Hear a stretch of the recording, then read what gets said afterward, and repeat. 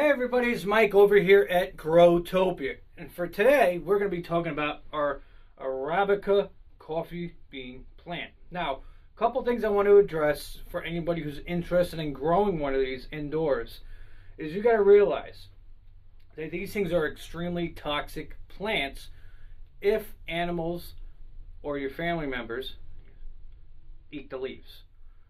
You're looking at nausea, diarrhea, etc., etc. So if you are growing this indoors, make sure you keep young children, cats and dogs, iguanas, whatever you have that's in the vicinity of it, away from these plants.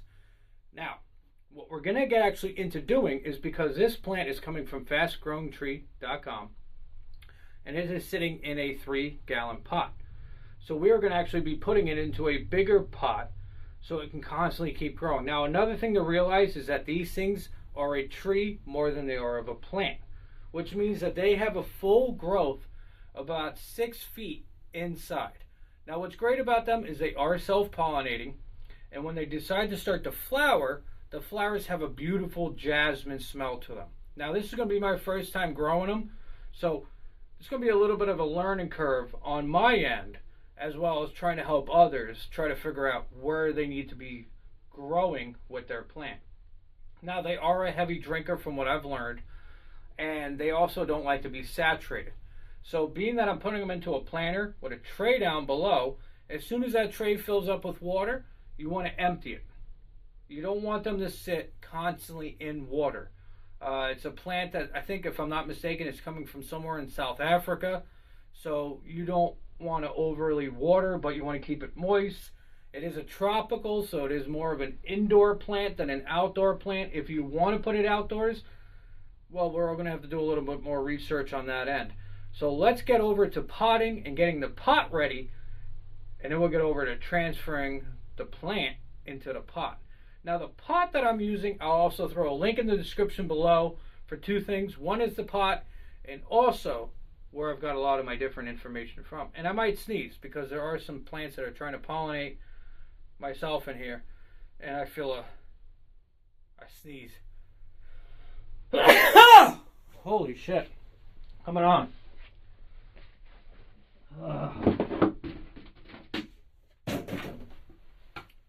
So first thing we're going to be starting off with is this guy right here. Now, it's not a original wine barrel.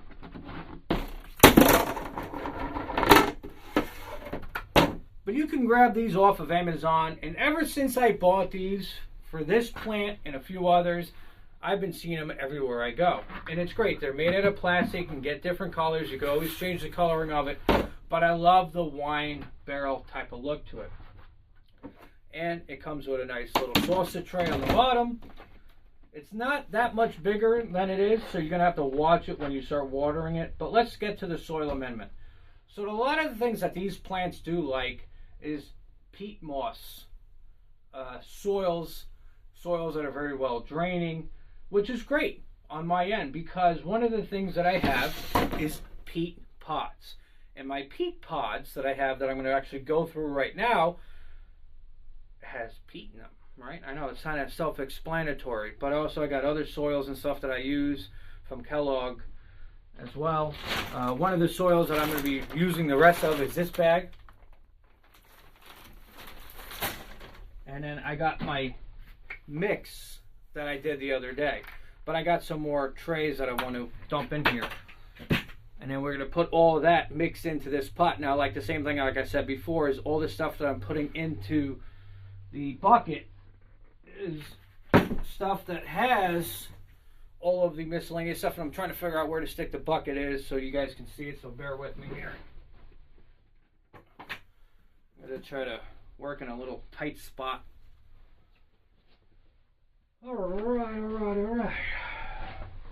So here's another one of our dead trays where we got all our bags. And like I said, I put the bag material into there as well, and I just mix it all up. So we're just going to rip it all in there.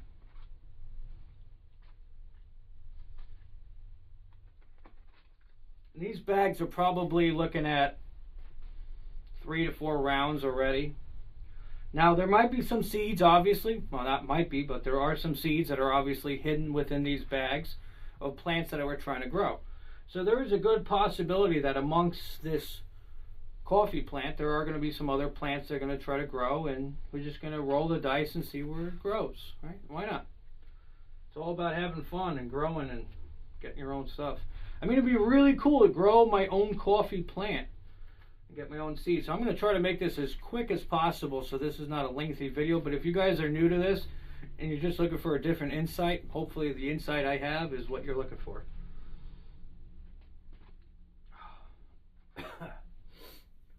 Ooh, man, it smells good. Whew. Strong. It's funky. Why is it funky? Well, it's got water in it, some decaying material. It smells great. It's great. Alright.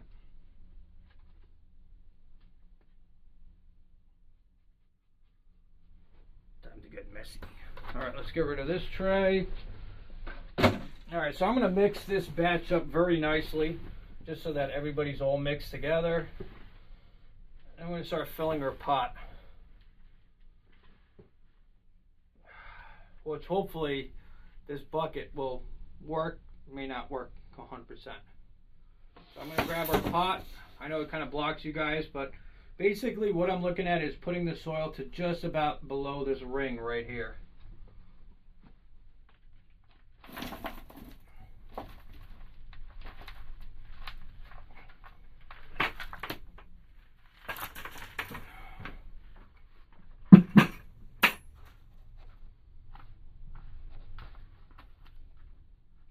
Okay, that actually worked out pretty good.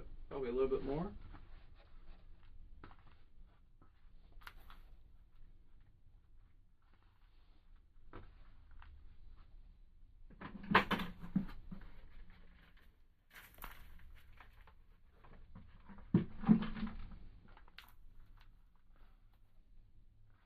And then just making sure that everything's all nice and smoothed out, and then making myself just a little divot in the center, just so that I can get the new plant to come inside of here. The soil in here has a nice moisture. The plants do love humidity, so there is a nice humidity that is in here. I can tell you that because the hydrangeas are loving it right now. And for anybody else who's wondering about any new updates that are coming up for the growing channel, is basically we have our citronella plants that are going to be coming very shortly, and also our lobster claw plants that are going to be coming up very shortly, that we ordered for our new planting renovation. So a lot of fun stuff, but this is what we have so far. If the wall doesn't break, which it did, but that's fine. Of course. Put that there. Alright, let's go grab our plant that we're going to be transferring.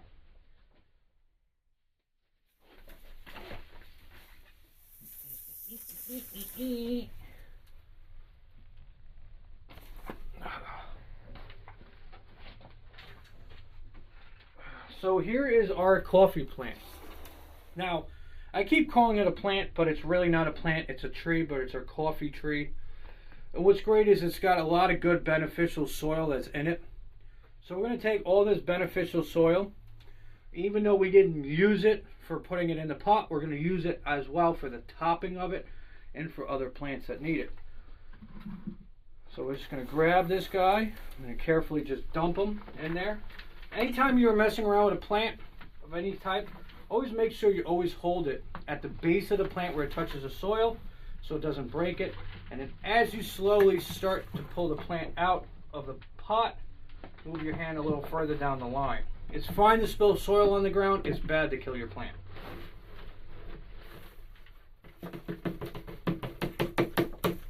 Soil off the ground is easier to clean up than it is to ruin the plant. Now we can actually look right now at this tree.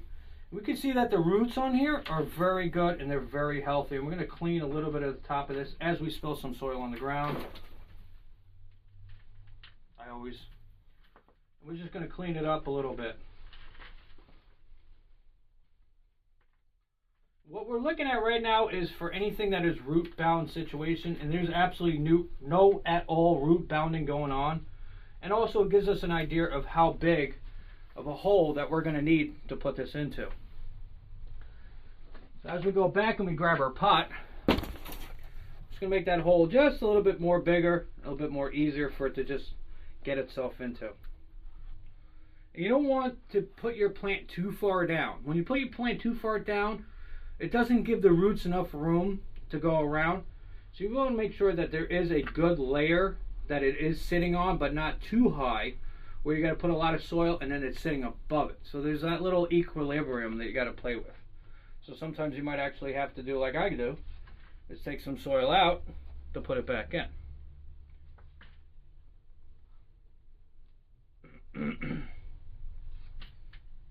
Okay. Now we're going to grab our little buddy here.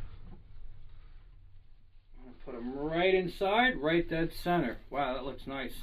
And I'm going to just show you guys exactly what we're looking at on the inside, just so you guys can see. See how nice that looks? It's a perfect height. And now what you do is you want to do the pushing stage. And what you're doing is you're pushing, using your hand and fisting all the soil down next to the roots of the plant. And basically at this point, all you're going to be doing is just backfilling. So you want it tight. You know, you're not growing any rooty people. You know, you're not looking at carrots, you're not looking at beets, you're not looking at, well, radishes like to go up and above. But you're not looking at like potatoes, any of the bottom dwellers. You want it all now nice and down and low. And then basically where the soil was here, that's where we're going to fill in below. We're going to want it nice and straight in here as well. And that's going to be plenty. And you can see how the roots are just really coming up nice on it. And it's going to look absolutely beautiful inside this pot.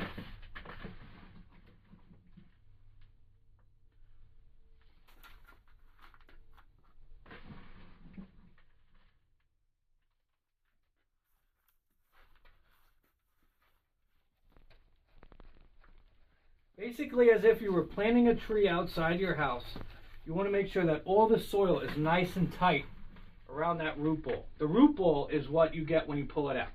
So a lot of people ask, well, what is the root ball of a plant? When you pull it out and it's got this weird ball of soil that's mixed with roots, it's considered your root ball.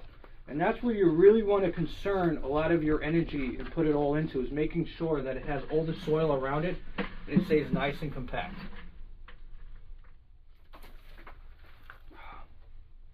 Man, it's going to be fun cleaning this floor. What I'm going to try to do is sweep all the soil off my floor, put it right into my pot, right into my bucket. Now, a lot of times people might laugh. You know, I have cats, and there's hair and there's dandruff and stuff. So you scoop all that soil up and you put it into your pot, and does that affect anything at all? Actually, no. It's great, because what's great is in hair, such as human hair, there's right amount of nitrogen. It's a good Amish trick. If you're looking for free, easy nitrogen, is use human hair. It's a strange topic to say right this second, but it is a very true statement. I'm just going to push down on the root ball, making sure it's all nice and set in there. Just like that. We are looking pretty decent. Make it all nice and smooth. It's going to be nice and healthy.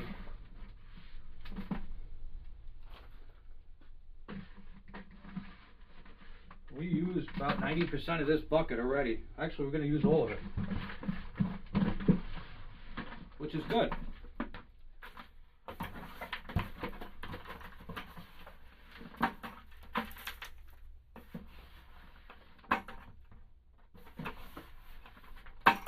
Okay.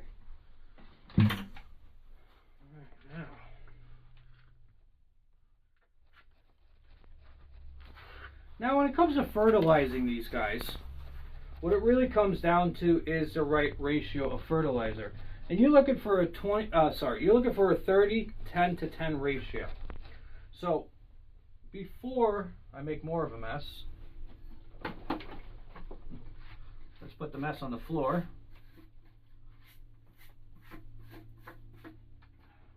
It's going to be fun cleaning that up very shortly after the video. But hey, that's fine. This room is for growing. It's not for showing. Let's get all the dirt on the floor. So one of the things you're going to be looking at is this water soluble that you're going to be using, and you want to use a small amount of it. You're looking at fertilizing every 6 months. Now, like I said, this is going to get to 6 feet tall, and it's probably going to need a pot bigger than this when it finally hits full growth for indoor usage. And you're looking at basically 4 to 5 years before they start flowering. Now, this is a 3-gallon pot going into a larger pot. I can't think offhand. I think it's 12 or 16 inches. It might be a little bit smaller than that. Don't quote me on it. I'll put a link in the description below for this size pot, just because I can't think of it offhand. But what we're going to do is we're going to water it in. We're going to put some fertilizer around it, like such.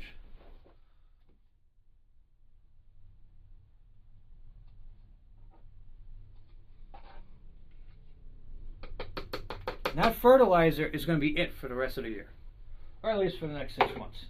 Make sure everything that you're doing fertilizing wise, you're keeping track of where stuff is so that your animals don't get into it.